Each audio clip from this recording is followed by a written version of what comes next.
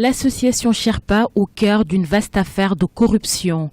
Dans l'une de ses publications datée de septembre 2017, l'association dénonce des faits de corruption en Mauritanie.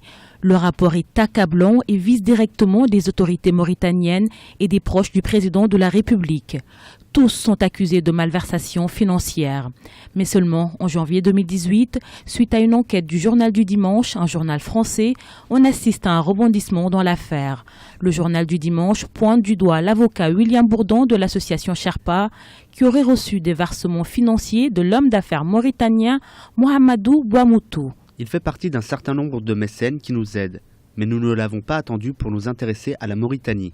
Si l'association Sherpa est visée dans l'affaire, c'est parce que, suivant des documents des enquêteurs, plusieurs flux financiers auraient été enregistrés entre Sherpa et son mécène visant en priorité le financement d'une enquête en charge sur la Mauritanie.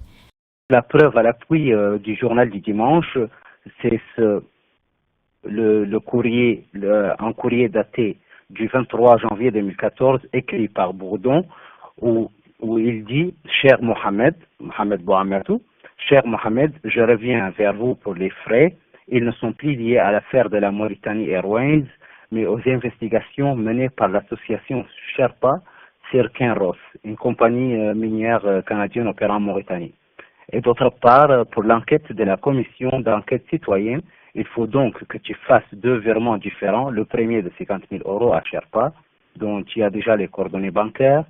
Au total, 100 000 € ont été versés à l'ONG à cette occasion.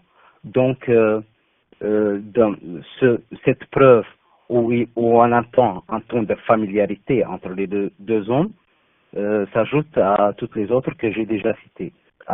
Pourquoi cet intérêt nouveau pour la Mauritanie et où était Sherpa pendant les années noires de la gouvernance en Mauritanie.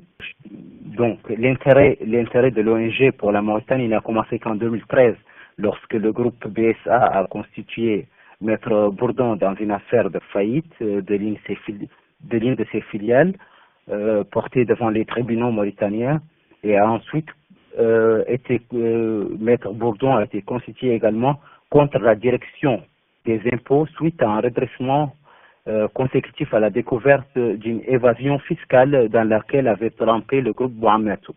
Sherpa, déjà indexé sur le bien fondé de ses actions et de manipulation de témoins dans le cadre de l'affaire dite des biens mal acquis face à la Guinée équatoriale, le Gabon ou le Congo, se serait bien passé de cette révélation sur le dossier de la Mauritanie.